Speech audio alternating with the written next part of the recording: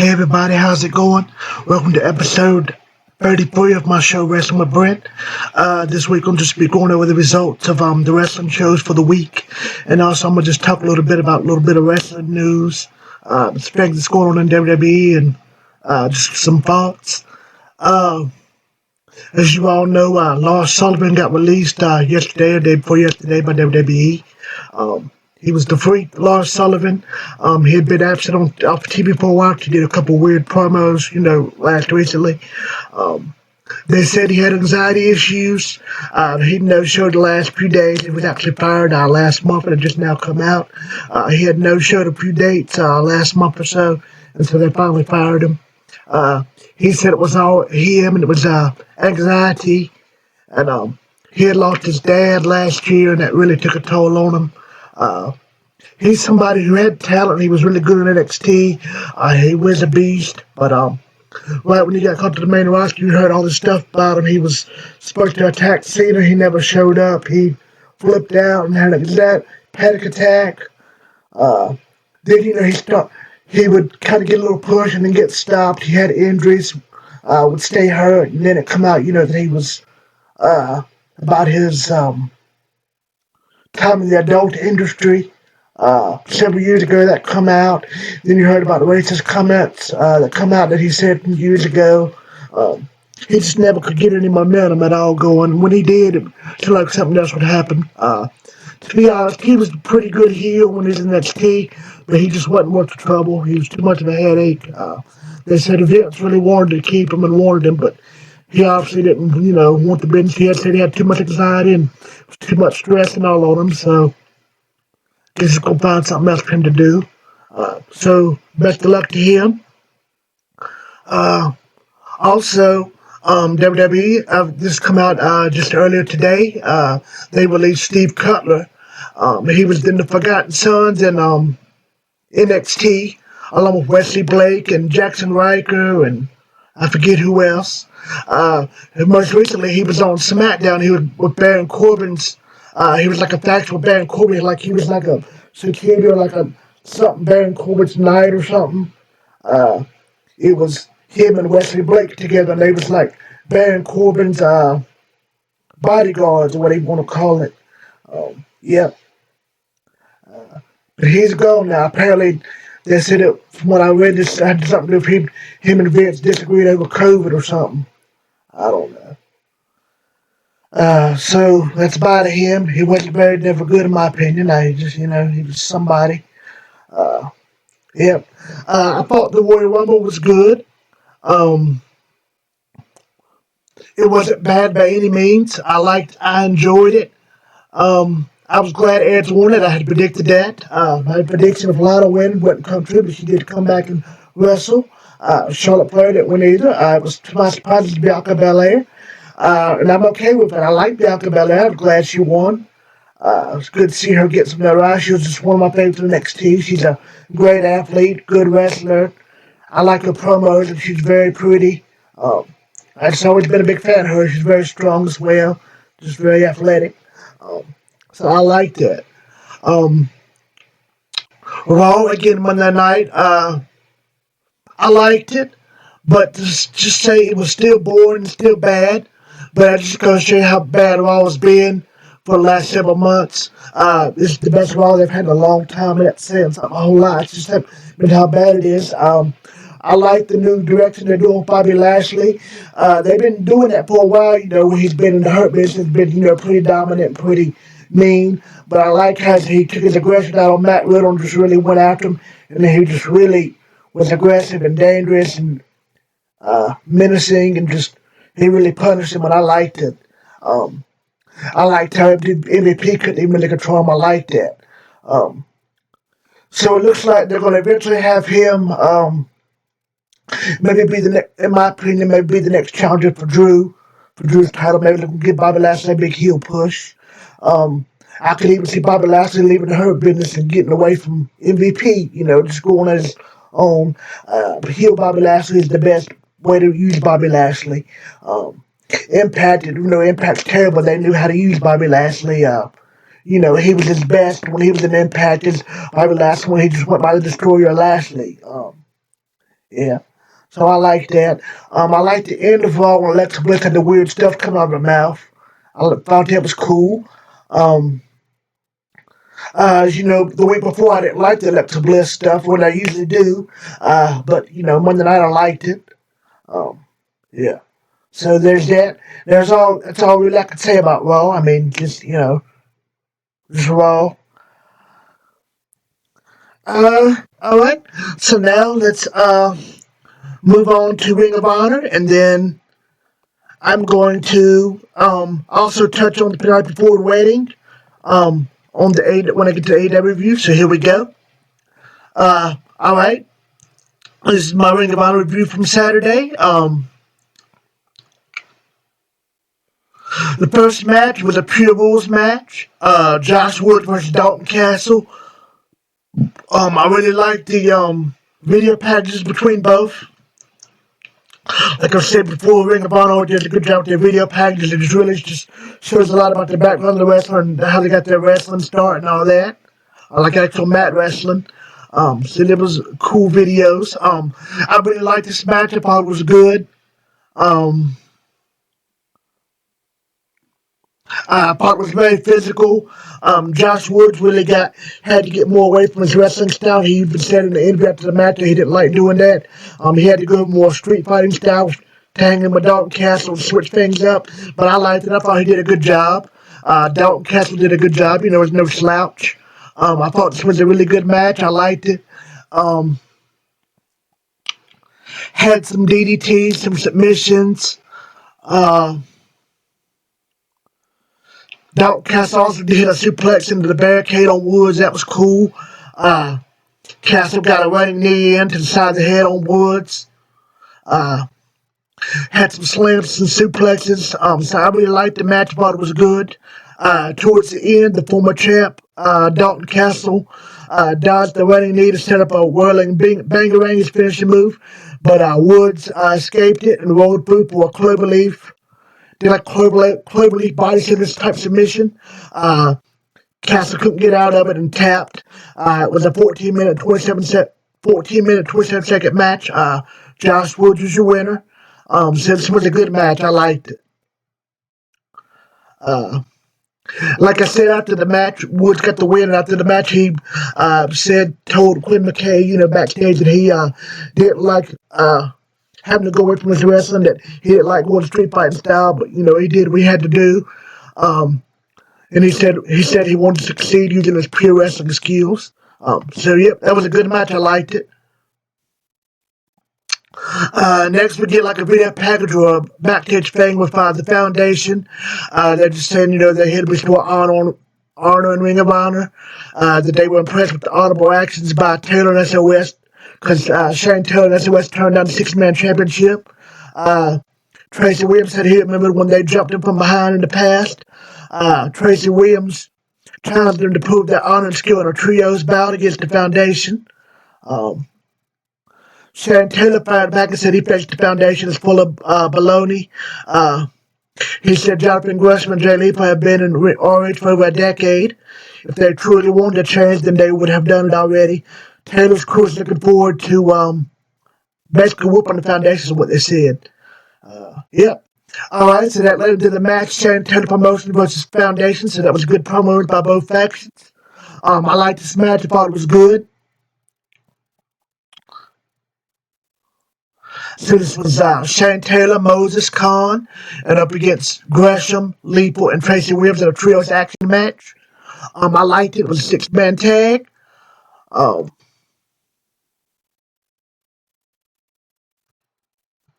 so yes, I liked it. It was a good match. It was very back and forth. Shane Taylor's just been on a roll here lately. For a while now, he just looks great in every match. Seems like he's just more physical. I love the way he throws his punches and shots. They look so realistic and not phony or fake. Looks like he really knocks people out and just really just hits them like as hard as he can. I just really like it. Um, that no that you know no joke, straight in your face, smash mouth style he has. I like it. Um, I always like watching Jay Lethal wrestle with Tracy Williams, Gresham. I liked everybody in the match, but especially Shane Taylor. Leepo and Williams look good. So dropping Gresham. Moses and Khan are pretty good. Um, so this was a good match. I liked it.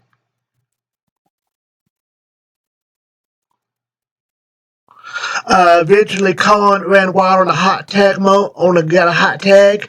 He dominated Jay Leepo. Um, Tag champ used a slide tag from Gresham to enter for a German suplex. Taylor came in to flatten Gresham with a big knee and a sit down package power driver. Leepo and Williams, broke the count up. Um, Eventually, they all started fighting on the floor, and then they was doing all just kind of attacks on the floor. It looked cool, flying attacks. Gresham hit a nice shooting star press on Shane Taylor. Um, Basically, the way it ended, Leepo aimed to finish the fire on the hands, tried to hit his handspring cutter finisher as Leepo injection. Shane Taylor caught him for the sit down power driver. Welcome to the land. And Shane Taylor got the victory with his finishing move. Welcome to the land, the sit down power driver. It was a 12-minute and 8-second match. Physical match. I liked it. I just really enjoyed the match. I thought it was good. Taylor just keeps killing it. At the end of the match, after the match over, Taylor shouted in the camera about getting a world title shot against Roosh.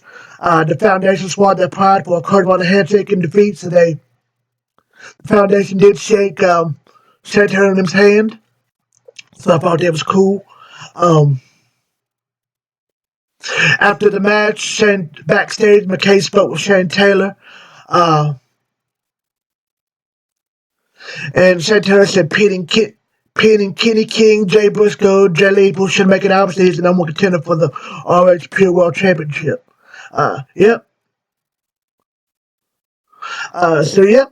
That was how NXT was. I thought it was good. I liked it. Just a very solid episode. I'm glad Santana's getting a big push and it's really getting a chance to be dominant, show what he can do. He's really getting better and better every time I see him, in my opinion.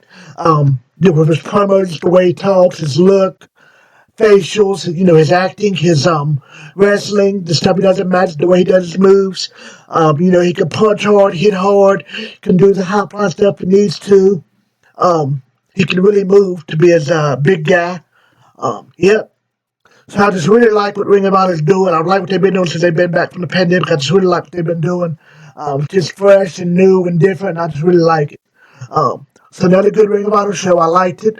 I give it a 6.5, 7 out of 10. So it was a good show. I liked it. All right. So that's all for Ring of Honor. Oh, also, by the way, before I get off Ring of Honor, they have signed Jay Lethal to a new contract. I read that yesterday or day before yesterday. So Jay Lethal has re-signed on against a big long-term contract with Ring of Honor. So it's good for them. Yep. All right, so now to the AEW Dynamite show, Beach Break. It was a beach themed show. They've been talking it up a month. I thought this was a good show. I liked it. I thought it was a good, solid show from top to bottom. Want nothing on it horrible by any means. Thought it was a good show. I liked it. It lived to the hype, in my opinion. Um, It wasn't as great as I thought it was going to be, but it was still very good, good. Still better than anything WWE does. Still better than Raw by a long shot. Better than SmackDown. And before I get into this too, I'm going to say too, AEW just has some small quirks, small kinks they still need to work on. Um, really little nitpicky stuff. But AEW just overall compared to WWE just seems more fun. You just don't know what's going to happen a lot of times. And there's always some surprises.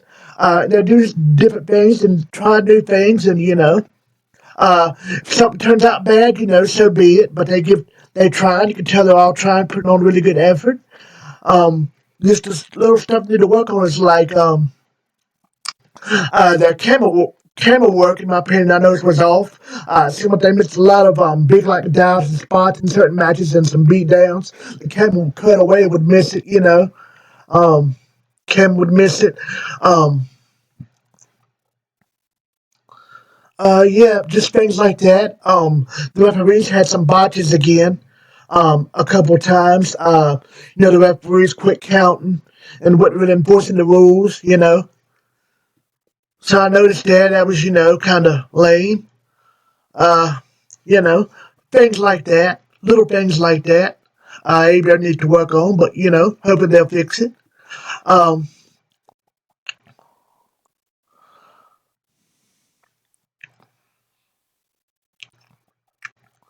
all right, so started off. We have a tag team battle royal to determine the new number one contenders to the AEW World Tag Team Championship, the Young Bucks, for a title shot at Revolution. Young Bucks jump off the stage to start the match. Thought that was cool. They run wild with double super kicks. Thought that was cool. Chaos starts out. Every team's attacking each other. Isaiah Cassidy jumped off the top up into the sea of people. It was cool. Uh,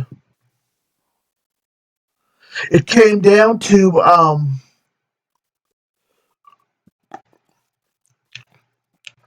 MJF and Jericho, um, Sammy Hagar, and Max Caster.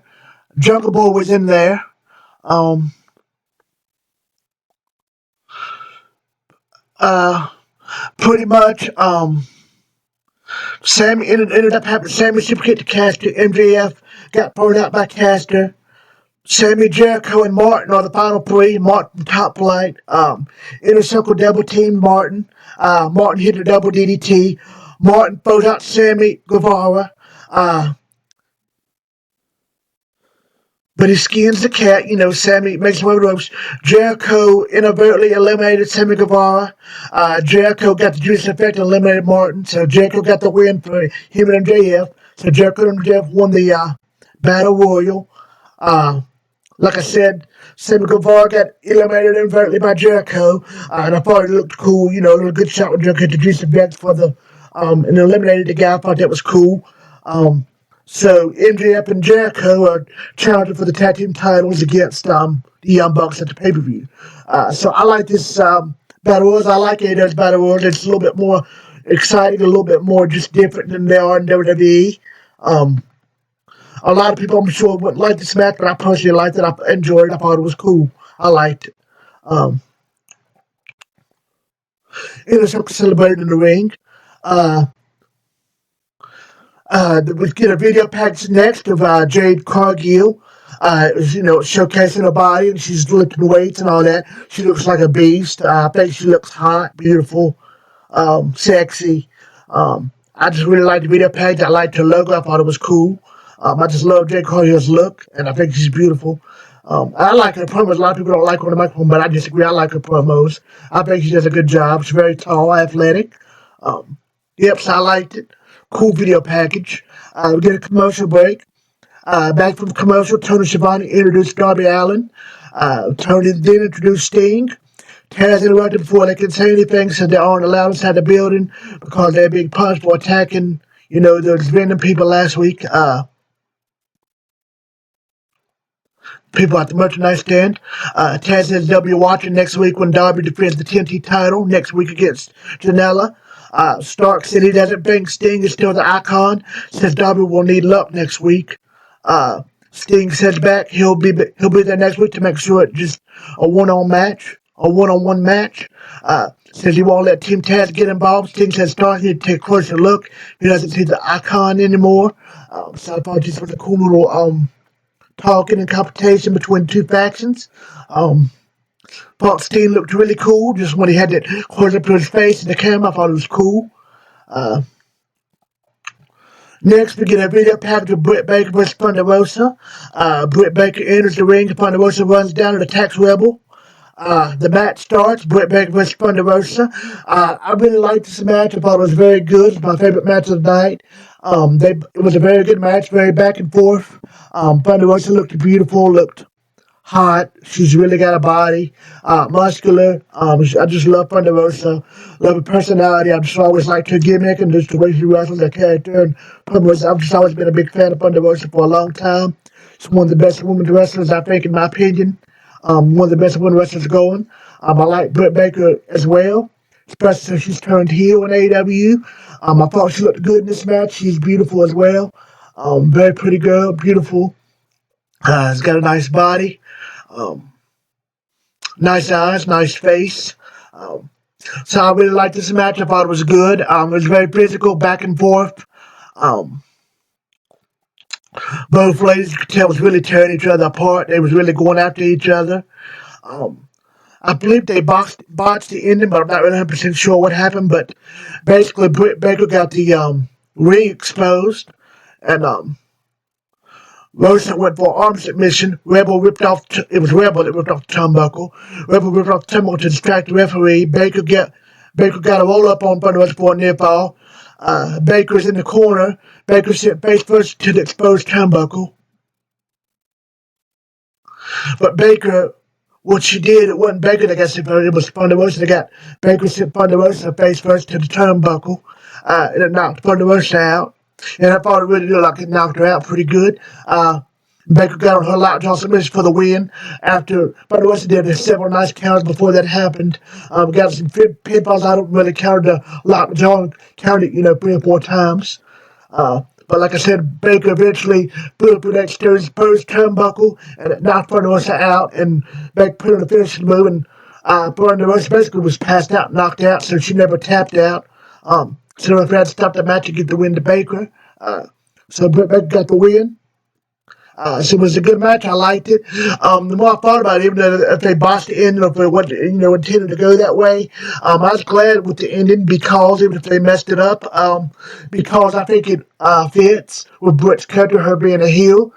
She got a win by being, a really heel tactic, really just cheating and dirty tactic, and it sets up for a rematch.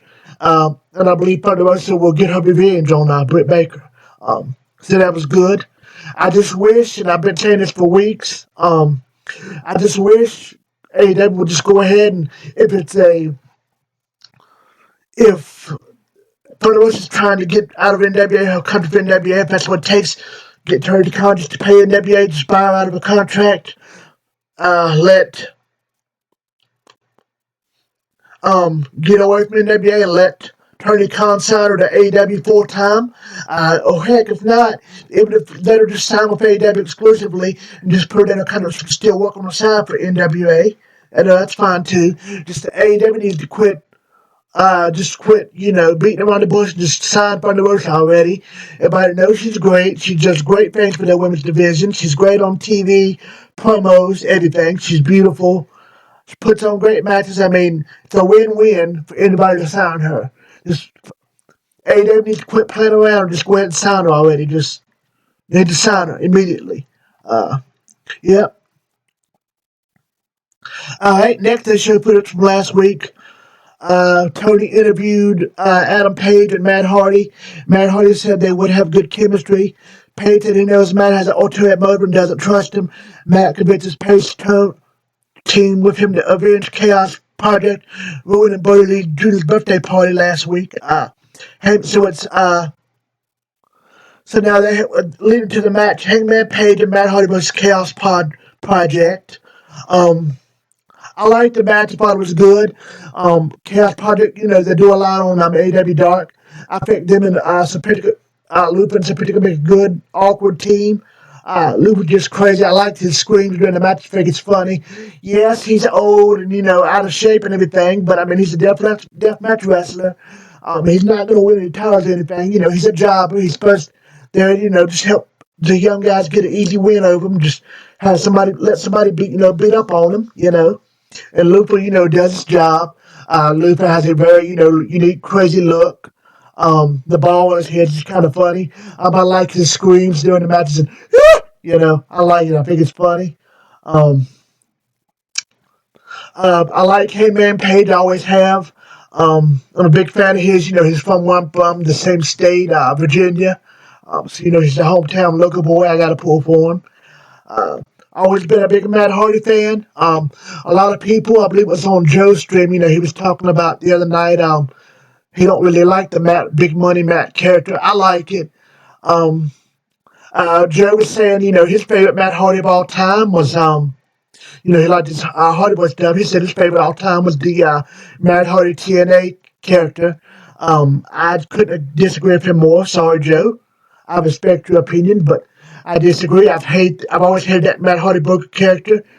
complete garbage. I hated it in TNA. Him and his brother Nemo, I just hated it. It was absolutely stupid, ridiculous. I didn't like it when WWE. I kind of liked it when WWE got it, but it was dumb too. I liked it when he first came to AEW and used it when he was Damascus. I actually liked it then. The stuff he did with the Joes and Jericho, I thought was just hilarious. It worked. Evidently, he didn't like it. He thought other people didn't like it, so he kept changing it, switching between different characters. 4 or 5 different characters. And now he's on this Hangman Money, this Big Money Matt persona. He does a lot on BTE, where he's basically the manager of the private party. He's basically making up fake hundreds and trying to rip money off from them, basically being like this shisty car salesman thief manager promoter, and I like it. It's something different.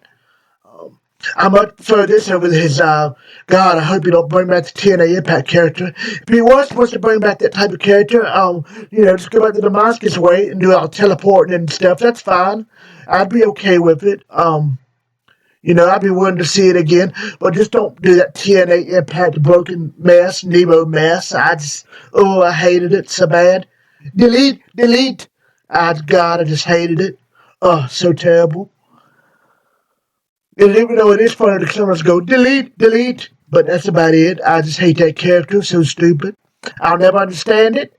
I watched on the WWE on his story, a couple of years ago about him and Jeff coming out in WWE when they signed back, and it was talking about how Jeff was on, Matt was on pills and stuff and falling asleep and stuff, and he even talked about how he developed that character in TNA, how he come over, he got a rip off from Game of Thrones, and I just hate that character. I just hate it. I don't understand why people liked it so much and liked it so much. I hated it. But yeah, a lot of people, going to disagree with me and like that character, and they don't like this Big Money Matt character, but I like it. Um, so hopefully, looks like Paige might be joining the stable, a faction with Matt Hardy, Paige, and Private Party. Um, Private Party's been getting a lot of action. They're on Impact doing stuff with the Good Brothers. They're trying the Good Brothers for the Impact title. So, yep, this was a good match. Basically, so Pentacle and Luke got some up and they looked good. Hangman looked good. Basically, Hangman got the buckshot lariat. Um, Hit the buckshot lariat. Matt Hardy tied himself in and got the pin. So Matt Hardy took all the credit and glory from Hangman. Yep. So Peyton Hardy got the win. Yep. All right, commercial break. Back from commercial. Alex Marvez is back in for Jericho and JF. Jericho has a box that they celebrate within the Battle Royal. Sami Zayn with Jericho and JF are number one contenders and says, why are they always the collateral damage? Jericho runs out and just it's time he has a conversation with the rest of the inner circle, and he gets Wardlow to close the door while Jericho is out the room talking to Sammy, out of the room talking to Sammy. So let's make it look like what I said it was going to be a couple months ago.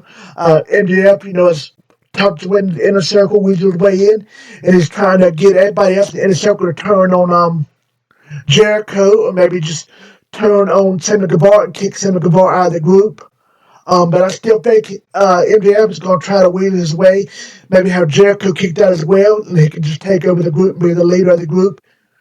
Um, yeah, so I believe it could go.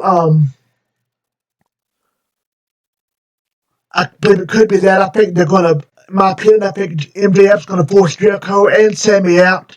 MJF is going to lead the inner circle with everybody else, and it's going to be uh, instead of MJF and Jericho together, it's going to be Sammy Guevara and Jericho back at the Six Gods.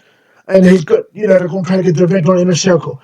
I believe that's how it's going to play out in the long run eventually, in the next few months. But I could be wrong. That's just my opinion. Yep. So this is my opinion on that. Uh,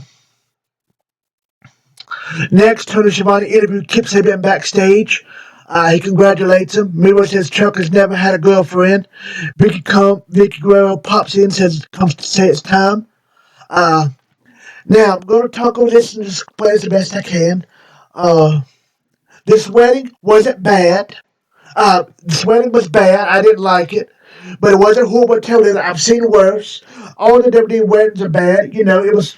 I had a feeling this was going to be bad. I believe they knew it was going to be bad too. That's why they've been setting it up and putting this up, talking about this for months. I believe they knew that it was going to be this bad. They were just waiting until the last minute that they had to do it. I believe they did the best they could with it. It was just slow and just kind of dragged on. I thought Penelope looked beautiful. She always does. She really looked beautiful in dress. Um, Kip Sabian, I just don't think he's a very good actor. I don't like his promos. I don't like when he talks. But he's a very nice guy off camera. I do like him. He is a good wrestler. I've seen him put on good matches in AEW. He has talent. I just don't think he should be on promos or be on the microphone at all, be in any skit or anything. They just should have him not talk. And that's not a knock on him. Just not everybody can talk. Not everybody can cut promos and be on camera and do a good job, be on TV and do a good job. He just can't. Uh, Seth Rollins, like I said, he's always been boring to me. I never liked his promos on the mic either. Very whiny, nasally when he talks. I think he's a terrible actor, terrible on promos, Seth Rollins. Um, so just don't have Kip talk. He can wrestle and put on good matches, but just don't let him talk or anything. Uh, the Mimo, they need to get him away from all this humor stuff. I understand probably all this was his idea. Um, and I respect his creativity. I like Miro as a person. I love his Twitter. He's got a really good personality. He seems like a really nice guy. I've met him before on Twitter. Super nice guy. I spoke to him. Super nice. Very friendly. I like him. A big fan of his. I root for him, and I'm still pulling for him. But I just wish he would get away. I don't get what they was doing for this. It was being comedic and it was supposed to be silly and stupid. It was stupid. It made me laugh a couple times. Orange Cassidy popping up out the cake. Um, Thought that was funny. MJF, Miro tackling a box, fought with somebody. And it was nobody. It made Miro look stupid. I thought that was funny. Orange Cassidy, like I said, part of the cake was funny. I noticed the Reverend, the guy was the pastor, was Father Mitchell. He was in Impact. He did all the weddings for Impact. Recently, they did one more on Impact where somebody got shot at the wedding. He was the pastor there. He was also the pastor during the Brian Cage, Melissa Santos wedding where Sammy Callahan interrupted and hit Melissa Santos in the head with a bottle. So when he was in it, when Mitchell was in it, I knew it was going to be bad. But it wasn't terrible. It wasn't the worst wedding I've ever seen on TV. In wrestling. Um, but it wasn't good. They tried. Um, yeah, so I'm not going to go, dog and death about it. It was what it was. It wasn't I figured it was going to be. Um, there was a couple of things to say about it. Like I said, had a couple funny parts, in my opinion. Miro attack on a box. I thought that was funny. Nobody in it. And Art Cassidy popped about the cake. I thought that was good. Additionally, my prediction was going to be I thought Trent was going to return and get his revenge on Miro and Kip Sabian, but I believe it's going to be Orange Cassidy and Chuck against Miro and Kip Sabian.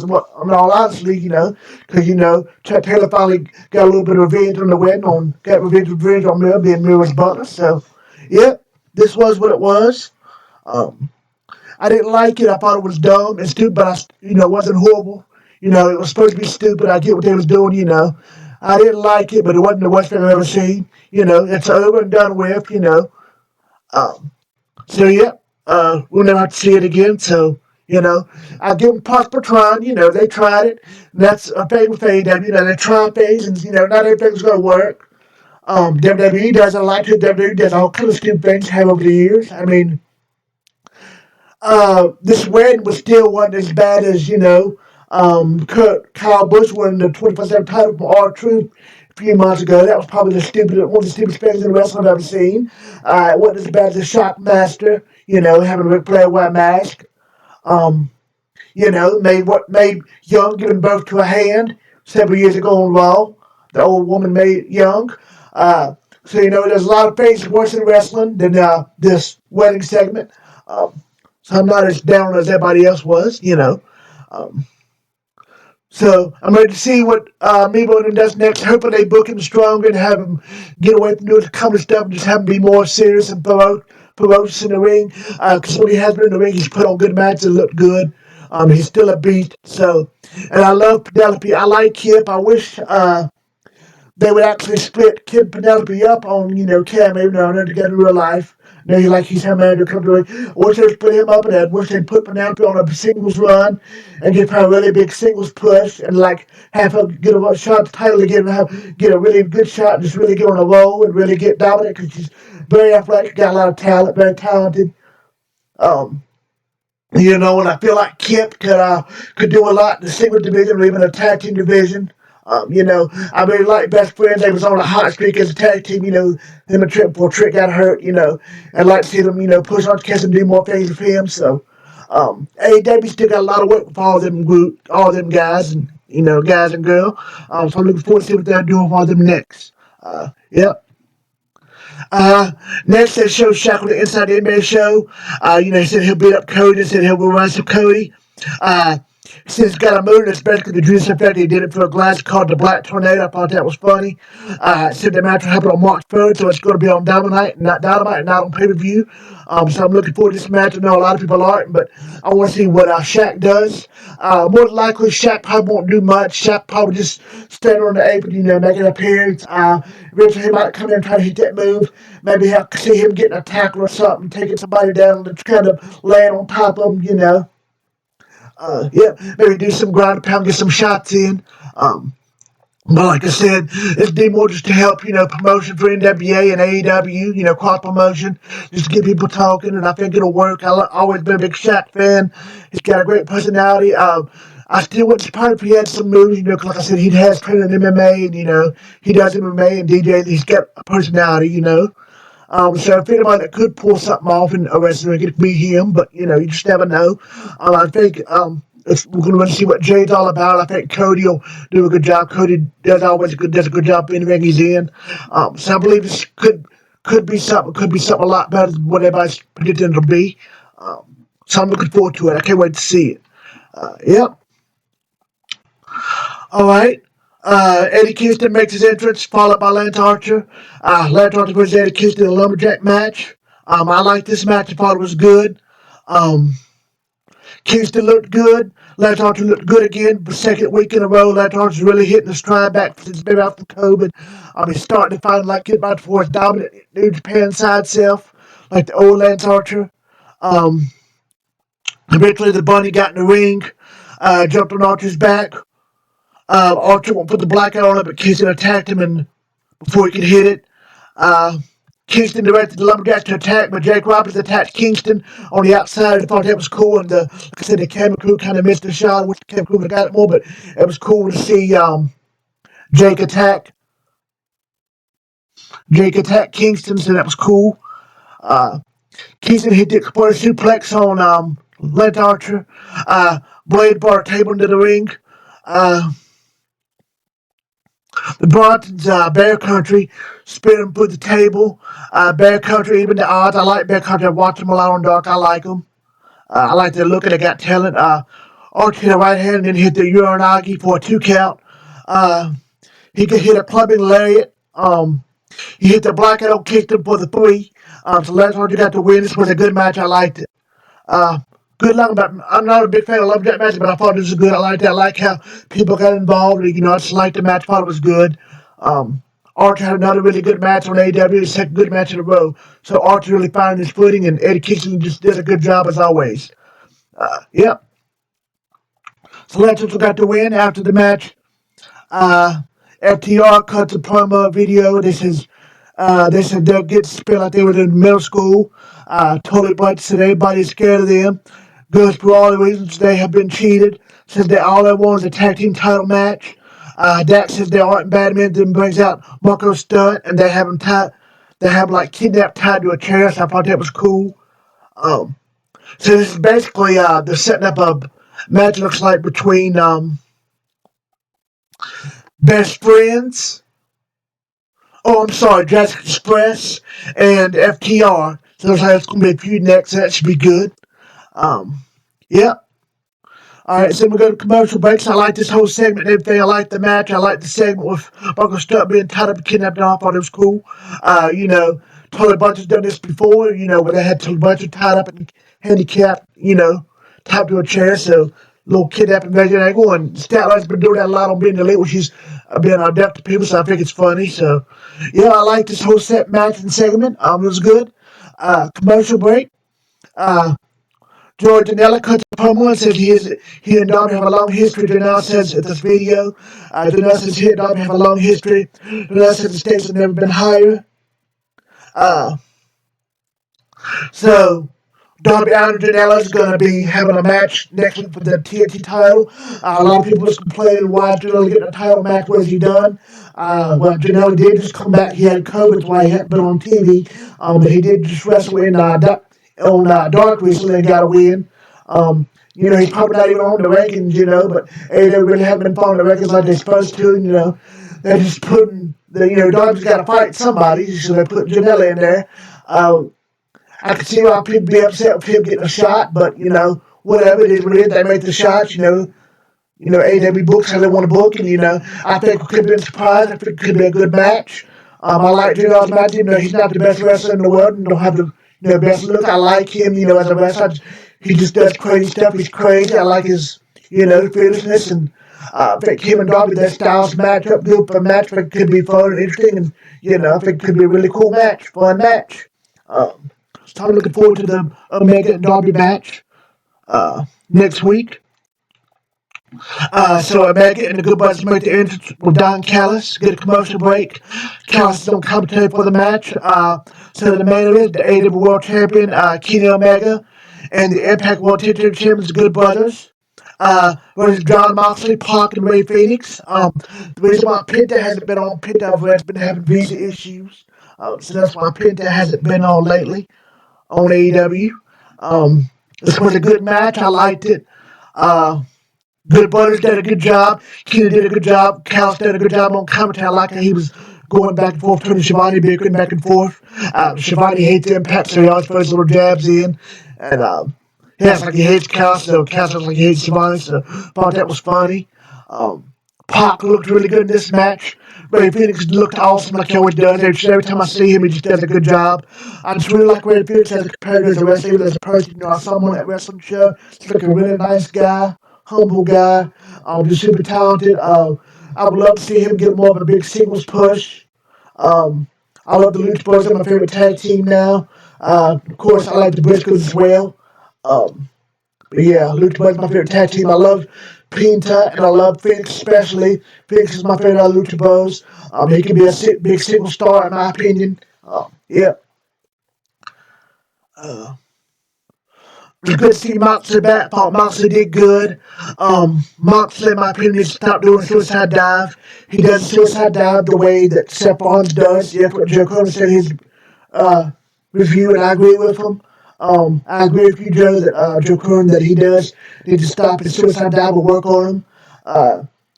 His suicide dive just looked awkward and just very amateurish and just not very good. It looks like he just, I don't know, just like he barely tried, just doesn't really save, I don't know, just doesn't really try hard to do it and just doesn't look good. Boxer, even sometimes that suicide dives. I wish wrestlers would stop doing suicide dives so much, especially in AW. It's overdone. But, um, I wish John Moxley would work on suicide dives, because he couldn't even do them good, in my opinion, when he was ambushed in WWE. I believe he needs to work on his dives and try to do it more like Darby Allin. Just something he needs to work on, or just stop doing it. But just a little nitpicking, I'm a fan of Moxley. I like him as ambush. I like Moxley. That's just something I think, in my opinion, he needs to work on his dives. If he's going to do them, work on them and do them better. Like I said, it's a small nitpick. But everybody looked good in this match. I liked it. Had some cool moves in it. As a mega match, and with Ingram Vincent, you always going to see some cool moves. Then, time those two guys are in a match. Death Triangle Victory hit double moonsaults to the outside. Pretty much ended with Pac hit a 450 splash. Carl Anderson tagged in and got hit with hit the gun stun. Phoenix hit a moonsault press, got a 2 count out of it. Phoenix got hit by Spine Buster. Good Brothers hit the Magic Killer, the finishing move for the win. So Omega and Good Brothers got the win. So it was a good match. I like it. After the match, they all attacked Phoenix and Moxley. Lance Archer made the save, cleared the ring as the Good Brothers.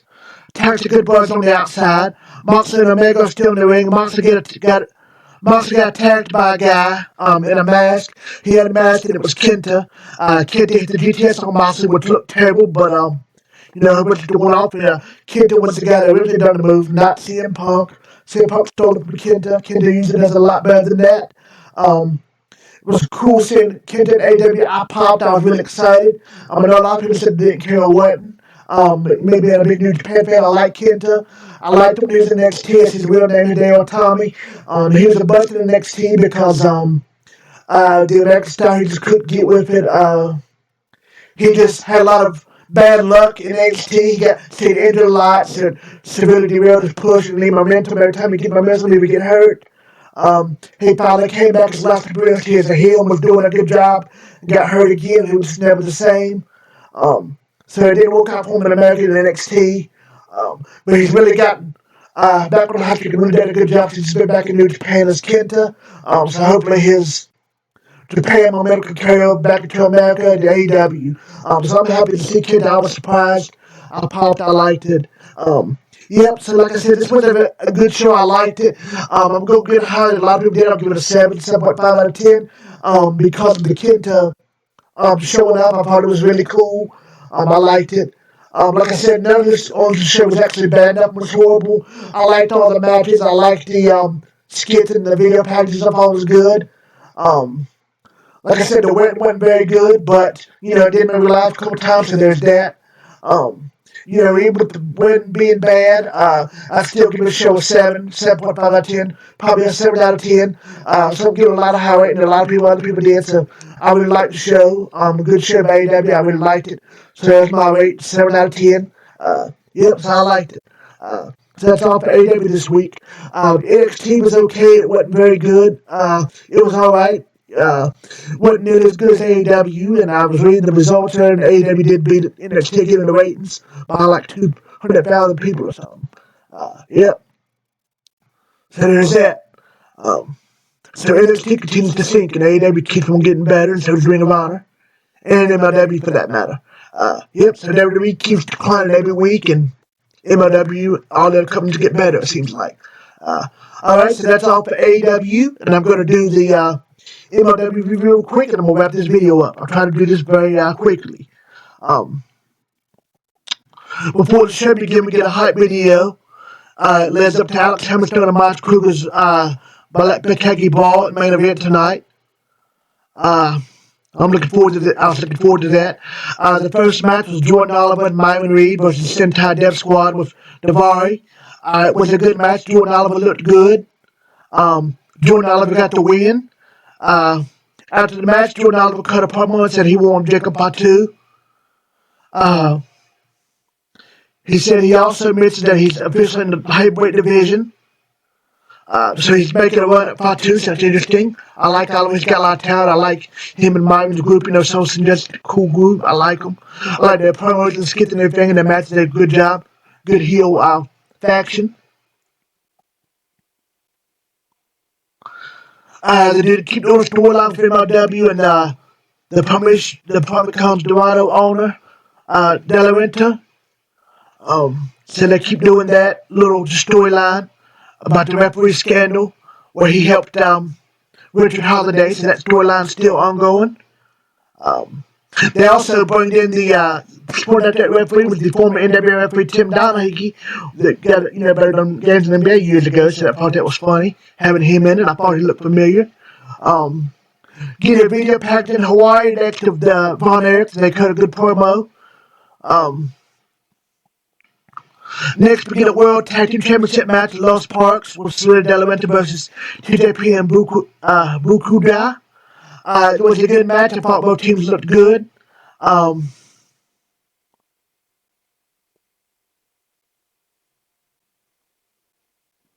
Los Parks got the win. They're still the tag team champions. After the match, TJP and Buku looked extremely disappointed. Dario stuck out his hand before a shake. TJP rejected his handshake. Dario goes over to TJP. TJP shoves him off and towards the stage. It looks like TJP and his tag team with Dario is over with, and TJP's turning heel. That's what it looks like.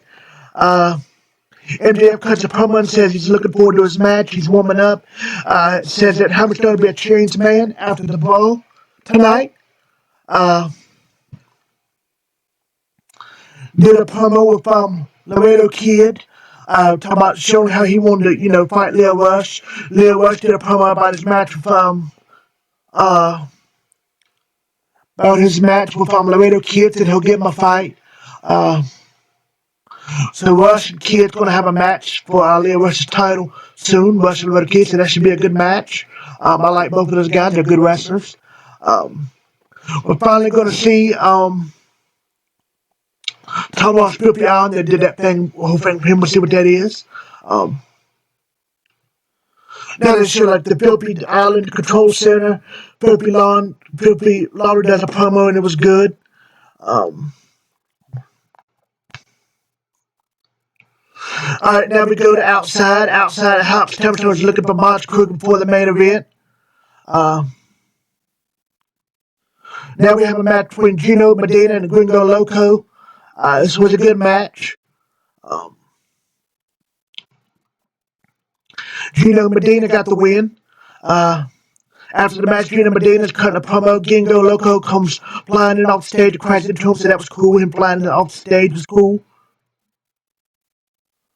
All right, so now we have the main event. It's like a backyard brawl, like a parking lot brawl, pretty much. Back lot brawl.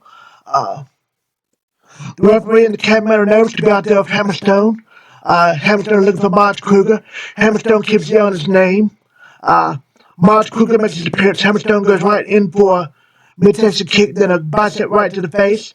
They're making their way toward the dumpster. Kruger kicks Hammerstone in the face with a big metal gate. Hammerstone tried to fight back with a forearm. Kruger sent Hammerstone off his feet temporarily by throwing a pallet towards him. Hammerstone sent Kruger to the dumpster with a short arm reversal. On spaghetti legs, Hammerstone took advantage of a wobbling Kruger before him face first into the dumpster again. Hammerstone looks for a lateral press and get the pinfall victory, or did he? Hammerstone thought he got the win. He got Husband looking at it. Hammerstone and the cameraman and the referee even noticed that Kruger laying on the ground is not the same Kruger he's supposed to be fighting. He noticed the guy doesn't have any arm tattoos like Kruger does. But distracted by who this guy is, Monster Kruger clocks two left hands on Hammerstone to conclude the shadow. So it was a bait and switch. Kruger tricked Hammerstone thinking he hit him. Wasn't fighting Hammerstone. Wasn't fighting Kruger the whole time. Kruger showed up out of nowhere out from behind, attacked Hammerstone, knocked out some punches and beat him. Yep, so there you go. So Monster Kruger beat Hammerstone. It was a cool little twist, little bait and switch, little surprise, little switch up by Monster Kruger. I like to do with this storyline between them two. So yes, it was another good MLW show. I liked it. With the bait and switch effect, give us maybe a 6.5, 7 out of 10. So it was a good show. I liked it. So another good MLW show. That's all this week for my best review. I hope you guys liked it. Sorry this video's been long. I hope you all liked it. Happy wrestling. See you guys next time, next week. See ya. Bye.